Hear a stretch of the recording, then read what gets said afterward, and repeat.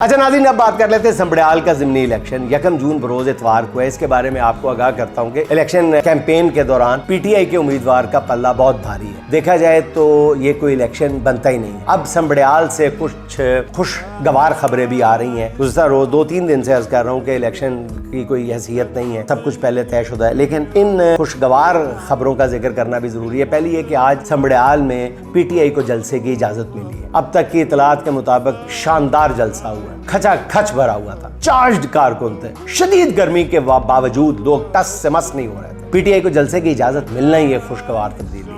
दूसरी बात यह कि इलेक्शन कमीशन के हुक्म से संबड़ियाल शहर में मरियम नवाज के बड़े बड़े फ्लैक्स उतार दिए गए। इन फ्लैक्सेस में मरियम नवाज की तरफ से संबड़ियाल पैकेज का ऐलान था। इन दो बज़ाहिर खुशगवार तब्दीलियों को देखते हुए पीटीआई के कारकुनों का जोशो खरोश और भी बढ़ गया और मकामी सतह पर अब ये खुसर फुसर शुरू हो गई है कि आया एक हल्के में शायद मुनसिफाना इलेक्शन करा के नून लीग कोई पैगाम देना चाहती है, क्या इस्टेब्लिशमेंट नून लीग को उनकी औकात दिखाना चाहती है, कई तरह की बात। क्या संबड़ियाल में अवामी उमंगों के मुताबिक रिजल्ट देकर नून लीग की हुकूमत से बचे कुछ इख्तियारात वापस लेने लिए जाएंगे। अभी इस इलेक्शन जो है इसके नताइज में 48 घंटे बाकी हैं, मगर फिलहाल संबड़ियाल में सूरत हाल जो है नाज़रीन बड़ी दिलचस्प हो चुकी है। इमरान खान ने भी संबड़ियाल के लोगों से अपील की है कि वो नताइज की परवाह किए बगैर वोट कास्ट करे और अपने मैंडेट की हिफाजत के लिए भी अमली इकदाम करे, यानी फॉर्म 47 तक बात ना जाने दें।